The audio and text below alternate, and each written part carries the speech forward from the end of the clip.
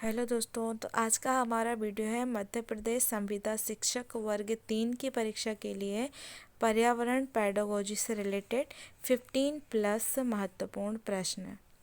First question है हमारा, पर्यावरण समस्याओं को दूर करने के लिए किए जा रहे प्रयासों में कितने प्रकार की नीतिगत समस्याएं सामने आती हैं। इसका आंसर हो जाएगा 2। पर्यावरण समस्याओं को दूर करने के लिए किए जा रहे प्रयासों में 2 प्रकार की नीतिगत समस्याएं सामने आती हैं। नेक्स्ट क्वेश्चन है हमारा, समय की एक निश्चित अवधि में विद्यार्थियों द्वारा किए गए कार्यों का संग्रह है। इसका आंसर हो जाएगा पोर्टफोलियो कहलाता है। समय की एक निश्चित अवधि में विद्यार्थियों द्वारा किए गए कार्यों का संग्रह पोर्टफोलियो कहलाता है। नेक्स्ट क्वेश्चन है हमारा, ईवीएस की कक्षा में सामाजिक असमानताओं पर अधिक बल देने के लिए निम्नलिखित में से कौन सा अधिक प्रभावी अधिगम अनुभव होगा। इसका आंसर हो जाएगा हमारा विद्यार्थियों के समूह परियोजनाओं का भार अपने ऊपर लेने को कहना। ईवीएस की कक्षा में सामाजिक असमानताओं पर अधिक बल देने के लिए विद्यार्थियों के समूह परियोजनाओं का भार अपने ऊपर लेने को कहने को अधिक प्रभावी अधिगम अनुभव होगा। नेक्स्ट क्वेश्चन है हमारा, निम्नलिखित में से कौन सा कथन असत्य है। तो इसका आंसर हो जाएगा पर्यावरण शिक्षा में छात्र रुचि का अनुभव करते हैं, ये असत्य हो जाएगा। इसमें सत्य हो जाएगा हमारा पर्यावरण जानकारियाँ मनोरंजनात्मक रूप से ग्रहण की जा सकती हैं। प्रतियोगिता के माध्यम से छात्रों में सृजनात्मकता का विकास होता है, यह भी सत्य हो जाएगा। इसके अलावा पर्यावरणीय प्रतियोगिताएं कक्षा वातावरण में स्वस्थ परिवर्तन लाती हैं, यह भी सत्य हो जाएगा। तो हमारा असत्य क्वेश्चन जो हो जाएगा, पर्यावरण शिक्षा में छात्र रुचि का अनुभव करते हैं, ये असत्य हो जाएगा। नेक्स्ट क्वेश्चन है हमारा, पर्यावरण अध्ययन के संदर्भ में कथन विधि का दोष है। इसका आंसर हो जाएगा छात्र निष्क्रिय हो जाता है। पर्यावरण अध्ययन के संदर्भ में कथन विधि का जो दोष होता है, छात्र निष्क्रिय हो जाता है। नेक्स्ट क्वेश्चन है हमारा, शालिनी कक्षा 5 की शिक्षार्थियों को पोषण पर आधारित प्रकरण से परिचित कराना चाहती है उन्हें। इसका आंसर हो जाएगा शिक्षार्थियों से कहना चाहिए कि वे अपने अपने टिफ़िन बॉक्स खोलें, उसके तत्वों का अवलोकन करें और उसके बाद उन्हें व्याख्यान करनी चाहिए। शालिनी कक्षा 5 के शिक्षार्थियों को पोषण पर आधारित प्रकरण से परिचित कराना चाहती है, तो उन्हें करना चाहिए कि शिक्षार्थियों को कहें कि वह अपने अपने टिफ़िन बॉक्स खोलें, उसके तत्वों का अवलोकन करें और उसके बाद उन्हें व्याख्यान भी करना चाहिए।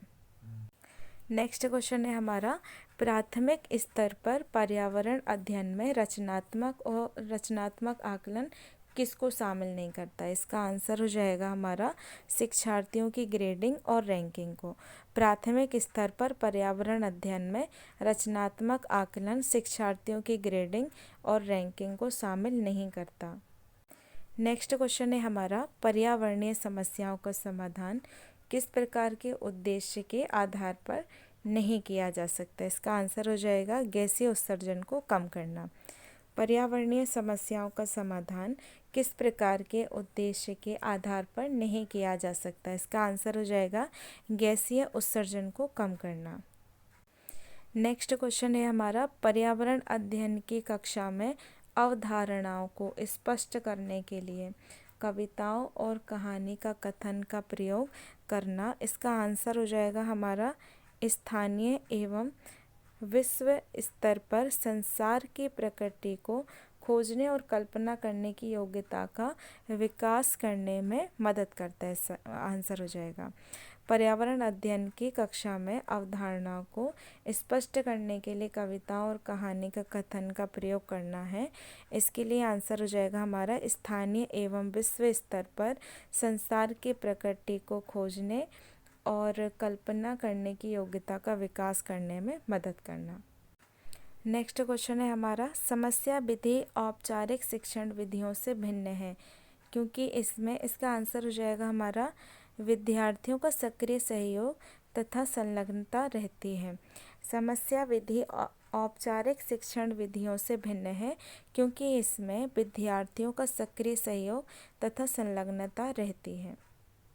नेक्स्ट क्वेश्चन है हमारा, पर्यावरण अध्ययन के विषय में निम्नलिखित में से कौन सा कथन गलत है। इसका आंसर हो जाएगा हमारा, पर्यावरण अध्ययन शिक्षा के आधुनिक दृष्टिकोण के अनुरूप उपयुक्त नहीं है। पर्यावरण अध्ययन के विषय में निम्नलिखित में से कौन सा कथन गलत है। तो इसका आंसर हो जाएगा, पर्यावरण अध्ययन शिक्षा के आधुनिक दृष्टिकोण के अनुरूप उपयुक्त नहीं है। नेक्स्ट क्वेश्चन है हमारा, पर्यावरण अध्ययन के पाठ्य पुस्तक में पहेलियाँ शामिल करने का निम्नलिखित में से कौन सा उद्देश्य नहीं है। तो इसका आंसर हो जाएगा, बच्चों के मस्तिष्क को भ्रमित करना और उन्हें इस भ्रम का आनंद उठाने देना। पर्यावरण अध्ययन की पाठ्य पुस्तक में पहेलियाँ शामिल करने में निम्नलिखित में से कौन सा उद्देश्य नहीं है। तो इसका आंसर हो जाएगा, बच्चों के मस्तिष्क को भ्रमित करना और उन्हें इस भ्रम का आनंद उठाने देना। नेक्स्ट क्वेश्चन है हमारा, राष्ट्रीय पाठ्य चर्चा की रूपरेखा 2005 प्राथमिक स्तर पर पर्यावरण अध्ययन शिक्षण का प्रमुख उद्देश्य होना चाहिए। इसका आंसर हो जाएगा हमारा, कक्षीय अधिगम को विद्यालय के बाहर के जीवन से जोड़ना।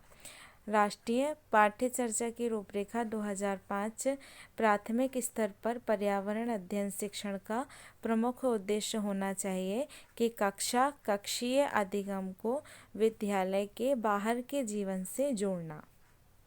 नेक्स्ट क्वेश्चन है हमारा, तीसरी कक्षा के बच्चों को पर्यावरण की स्वच्छता से संबंधित शिक्षा प्रदान करने का सबसे अच्छा तरीका क्या हो सकता है।